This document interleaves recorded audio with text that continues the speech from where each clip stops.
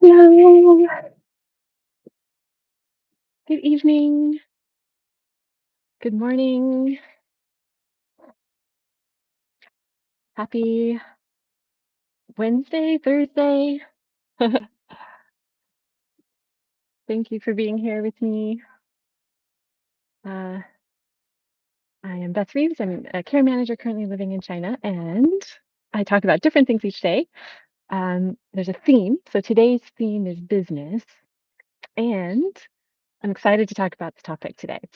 So I've been thinking about after watching Seth Godin's the interview that we did last week, where he talked about the importance of building a community that provides hope and inspiration for people.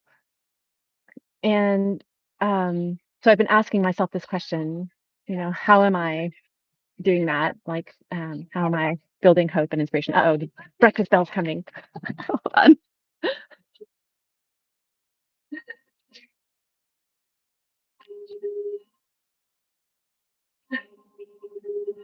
Sorry. That's the thing with having an 8 o'clock live. Our breakfast is at 8. Um, so so I thought I would kind of think about like what are metrics, business metrics that we can use that are not financial, but are focused more on hope and inspiration. Hey, good morning, Bloom. A great example of somebody who provides hope and inspiration, my friend Bloom. And yeah, and I think that is what draws us back, Bloom is such a source of hope and inspiration. And the community building. So so a couple things I want to talk about. I have a book that I want to share, and I also want to there's this idea that I talk about that I've been writing about, and it's about being a human being versus a human doing. And so it's kind of this idea that in our culture, we've been we so there's these two aspects, doing and being. Doing is like efficient and measurable and productive and more individual, whereas being is more creative, more artistic, more community, less harder to measure, more abstract. And we need both. And I'm writing about it in as far as times of life. So when we're in our middle life, our adulthood, we're more focused on doing, we're building our resources, we're producing things, we're getting things home, we're raising our family, all of that. And then as we move into our later life, we are more being. It's more slow, it's more relaxed, it's more thoughtful, it's more wisdom, it's all of that. And we can have both of these at different times in our life, of course. But I think in a general, in our world, we are overly emphasized on the doing part, and we've kind of been dismissing some of the being part, undervaluing some of the being part. That part that, we used to have more elements of that in our world, in our culture, our society, grandmothers and storytelling and walks and art and, just it's where is that now? It's harder to find, right? That slowness. Although, again, if there are people who are emphasizing slow living by living by a lake and stuff, they're working on that, trying to help bring that back for us. So that was one thing that I've been thinking about. Um, and so then I went in to say like, okay, is there anyone who's been writing about this? Are there any books out there? And I think I got first back 6 or 7 books.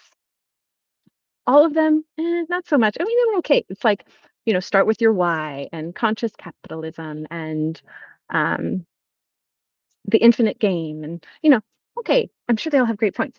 But there was one that I really liked, and that was called The Doughnut Economics. So that's the one I'm going to talk about. And I'll just put up the Amazon picture so you guys can see it. And interestingly, it's the only book in the list that was written by a woman. So, coincidence? I think not. I think not. Um, okay, actually, so I was trying to not bother people, and now I'm standing right where they're going to have breakfast. So I'm going to move over, but I'll leave that up, and then I'll just read my little points about donut economics. We'll just move over here. Don't mind me. well, I changed locations and I did get permission now to go live with my phone. I saw this morning, it finally said, live, you can do it. Like, finally, YouTube. Don't know why it took so long. But but yeah, so I can hopefully go up the mountain or something with you guys.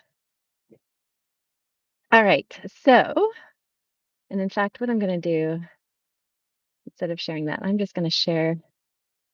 Don't I have the picture? Cancel. Sorry, guys. Oh well.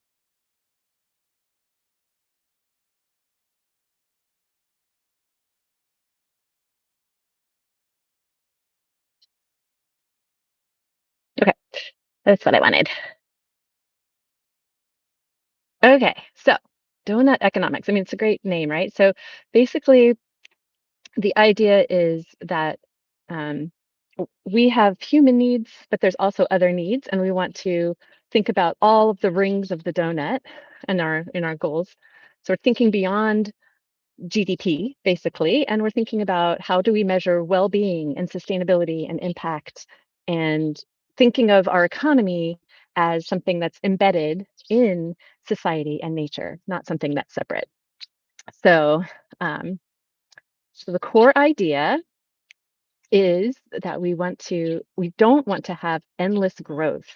And I think this is really important because that's kind of part of the issue with the current capitalist model is that it's endless growth. It always needs to be more, more, more. That's what it depends on. More clients, more money, more products, more whatever, right? That's the measurement. Um, so we want to not have that. And our goal is to live inside the donut. So the inner ring is our human needs are met. All human needs are met. Health, food, housing, and dignity. And the outer ring is that the planetary limits are respected. So climate, resources, ecosystems. So the sweet spot is that we have enough, everyone has enough, and we're not overshooting the earth. So very straightforward. So the questions that we ask, some of the metrics that we can have if we want to shift our goals, our metrics for ourselves, is we can ask, are we improving people's lives?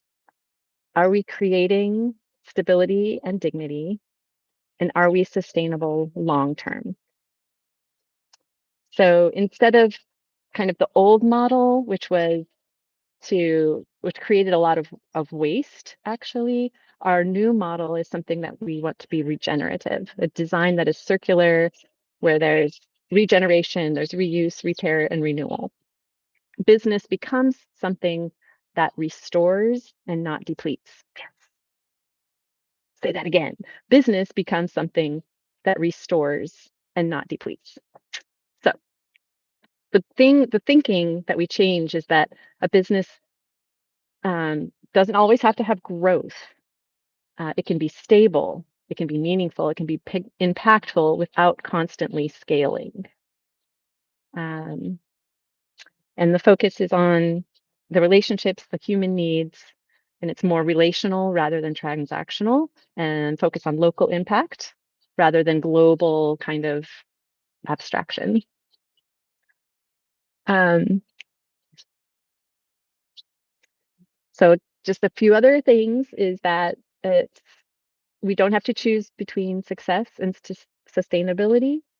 Um, we can our business can be a tool for care, creativity, and problem solving, not just profit, and that small actions matter. So again, the question can be, what if success isn't about growing endlessly, but about creating something that's enough for you, for others, and for the world around you? So I I will put again the link for this book down below, and um, I just wanted to share this idea because I feel like I've been trying to think about how to reframe myself. I think that I struggle with being an entrepreneur, and I obviously we all need to make money, um, but I think that there's a lot of hope in the possibilities of how business can be designed going forward, and that we can change how business is designed, how we are designing our businesses, um, and having different metrics to measure those by. So, yeah. Has anybody heard of donut economics? Have you ever heard of that? What do you think? Let me know. And thank you so much for being here. Um, I hope that this is continuing to work. Oh, there we go. Okay, Bloom. Thanks so much. Haven't heard of it before. Cool. Well, hopefully it'll become more common. Yeah. I think it's an interesting way to think about our business, you know? Um, Growth is so natural. It's such a natural thing to measure, and it's easier to measure, I think. That's what we're used to.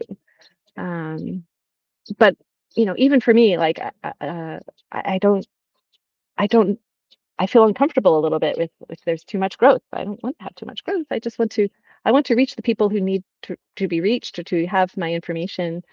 Um, and I want to help the people that I can help, but I don't want to have that endless growth. I really, that sounds daunting.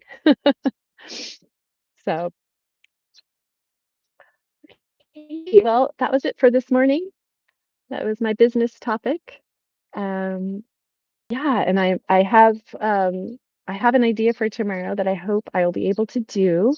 I have to reach out to someone, and I'm hoping we'll be able to join. But if not tomorrow, then she'll join next week. And if not, I can also go up the mountain. So, yeah, thanks so much. Have a great morning, a great evening, I mean. Bye. Thanks, Blue.